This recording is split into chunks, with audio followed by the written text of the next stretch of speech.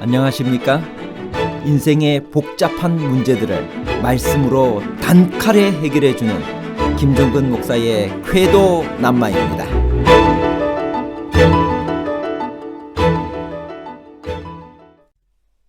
사두개인들과 바리새인들은 각각 누구이며 그들의 차이점은 무엇인가요?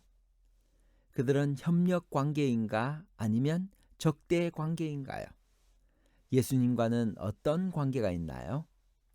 예수님 당시 유대 사회를 이끌어가던 두 그룹 중 귀족 계급이었고 부유했으며 정치 권력과 밀착하여 자기들의 이익을 추구했으며 부활을 믿지 않았던 그룹은 바리새인이었나요? 아니면 사두개인이었나요?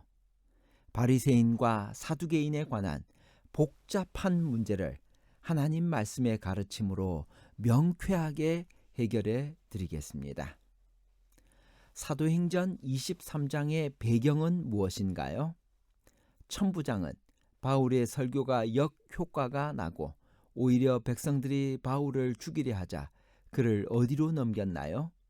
바울의 심정은 어떠했을까요? 사도행전 23장 1절 바울이 공회를 주목하여 이르되 여러분 형제들아 오늘까지 나는 범사의 양심을 따라 하나님을 섬겼노라 하거늘. 사도행전 23장의 배경은 바울이 백성들 앞에서 변론한 다음 날 사두개인과 바리새인이 섞인 공회 앞에서 바울이 부활과 천사와 영에 대해 설명하자 두 부류 바리새파와 사두개파가 대립했습니다. 바울을 죽이려는 유대인의 음모가 천부장에게 전달되고 바울이 가이사랴에 있는 총독에게로 압송되었습니다. 바울은 붙잡힌 몸으로 공회에 끌려 나왔습니다. 그는 스데반을 죽이는 데 앞장섰던 공로로 자신이 사내들인의 회원이 되었던 AD 34년경의 일을 회상했습니다. 그때 그는 30을 간 넘은 젊은 나이였습니다. 메시아에 대한 소망을 무너뜨리는 이단에 대한 증오로 가득 찼던 그는 많은 그리스도인들을 체포하고 핍박하는 주역이었습니다. 그때로부터 24년의 세월이 흘렀습니다. 그리고 이제 그 자신이 그리스도의 이름 때문에 사내들인 법정에 서게 된 것입니다. 그는 망감이 교차했을 것입니다. 바울을 심판하기 위해 소집된 공회는 어떤 기관인가요? 몇 명으로 구성되어 있으며 권한은 어떠했나요? 사도행전 23장 6절 바울이 그중 일부는 사두개인이요 다른 일부는 바리새인인 줄 알고 공회에서 외쳐 이르되 여러분 형제들아 나는 바리새인이요 또 바리새인의 아들이라 죽은 자의 소망 곧 부활로 말미암아 내가 신문을 받노라. 공회 사내들이는 바리새인과 사두개인 총 71명으로 구성되어 있었으며 그해 대제사장이 의장이었습니다. 로마는 중요한 형사사건을 제외한 민사사건과 종교 문제의 해결을 공회의 의결에 맡겼습니다. 바울을 재판하는 공회의 의장인 대제사장은 누구였나요? 공회 앞에 끌려온 바울의 심정은 어떠했을까요? 사도행전 23장 2절 대제사장 아나니아가 바울 곁에 서 있는 사람들에게 그 입을 치라 명하니 대제사장 아나니아는 AD 48년에서 58년까지 10년 동안 대제사장직을 수행했습니다. 바울이 공회 앞에 끌려온 것이 AD 58년이었기 때문에 그의 대제사장 임기 마지막 해였습니다. 그는 탐욕적이고 친로마주의자로서 후에 열심 당원들의 미움을 받아 살해되었습니다. 바울은 공회의 재판에서 석방할 기대를 할 수 없게 되자 어떤 현명한 방법으로 공회의 위험을 빠져나왔나요? 사도행전 23장 6절 바울이 그중 일부는 사두개인이요 다른 일부는 바리새인인 줄 알고 바울은 사내들인 회의가 사두개인과 바리새인들로 구성되어 있음을 잘 알고 있었습니다. 그가 자기는 바리새인이며 부활로 말미암아 재판을 받게 되었다고 말하자 두 파 사이에 큰 다툼이 생겨 더 이상 바울을 재판할 수 없게 되었습니다. 예수님 당시 유대 사회를 움직이던 지도적인 두 그룹은 사두개인들과 바리새인들이었습니다. 사두개인들과 바리새인들은 신약 성경에 자주 등장하며 예수님과도 깊은 관계를 가지고 있습니다. 결국 예수님을 십자가에 보낸 사람들도 그들이었으며 산헤드린 공회를 구성하여 유대 민족을 지배하는 사람들도 그들이었습니다. 사두개인들과 바리새인들의 차이는 무엇인가요?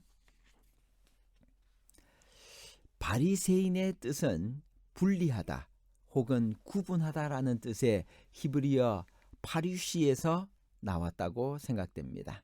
그들은 부정한 것들로부터 자신을 구별했으며 일반 대중인 그 땅의 부정한 백성들로부터 자신들을 분리하였고 정치의 오염으로부터도 자신들을 분리했습니다.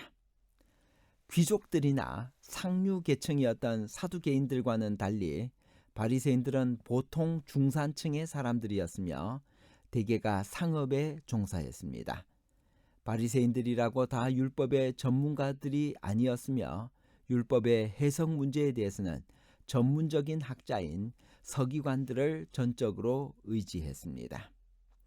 바리새파의 신조의 두 기둥은 율법과 전승이었습니다. 그들은 율법의 정확한 해석에 주력했으며 이런 바리새파 학자들의 노력으로 방대한 분량의 랍비 문헌이 이루어졌습니다. 그들 예배의 중심지는 회당이었고 교리에는 진보적이어서 부활과 심판 같은 교리들을 믿고 받아들였습니다. 바울 당시 바리새파의 두 지도적 학파는 샴마이 학파와 힐렐 학파가 있었으며 바울은 힐렐 학파의 거두인 가말리엘 문화에서 교육을 받았습니다. 사두개파에 대해서는 신약 성경과 그들과 적대적 관계에 있었던 바리새파의 기록들을 통해서만 알 수 있습니다. 그들은 귀족 계급이었고 부유했으며 헬라 문화에 대해서 개방적이었고 지배 권력과 협력 관계에 있었습니다. 그들은 또한 로마의 통치자들에게 막대한 뇌물을 주고 대제사장 자리를 차지하기도 했습니다. 그들은 성경 해석에 있어서는 보수적이었으며 구약 성경 중에서 모세 오경만 받아들여 엄격히 적용했습니다. 사두개파에 대해서는 요세푸스의 기록밖에 없으며 요세푸스도 이분파의 특성에 대해서 묘사해 주지만 그 기원에 대해서는 언급하지 않습니다. 사두개라는 이름은 의롭다라는 히브리어 차다크에서 나왔다는 주장도 있지만 다윗 왕 당시의 대제사장 사독에서 나왔다는 설이 가장 유력합니다. 아마도 사두개파들이 유대인들에게 존경받는 사독 제사장과 자기들을 연결시키므로 대제사장의 정통성을 인정받으려고 했을 것입니다. 사두개파들은 히르카누스 왕 시대에 바리새인들이 핍박을 당하자 번영하기 시작했습니다. 사두개인들은 성경 해석에 있어서 보수적이었고 바리새인들의 교리가 타협적이라고 거부했습니다. 그들은 모세의 율법만 받아들이고 바리새인들의 구전은 받아들이지 않았습니다. 사두개파들은 바리새파의 규약 틀을 무효로 선언하고 모세의 율법에 없는 것이라고 배척했습니다. 그들은 또한 부활을 믿지 않았습니다. 사두개인들이 몸의 부활을 믿지 않는 것은 신약 성경에 여러 번 언급되어 있습니다. 그들은 영혼은 육신과 함께 사멸되는 것이므로 사후에 어떤 보상이나 벌도 받지 않는다고 믿었습니다. 이런 현세주의적 견해는 사두개인들이 현실에 안주하는 태도를 이해할 수 있게 합니다. 사두개인들은 또한 천사나 영의 존재를 부정했습니다.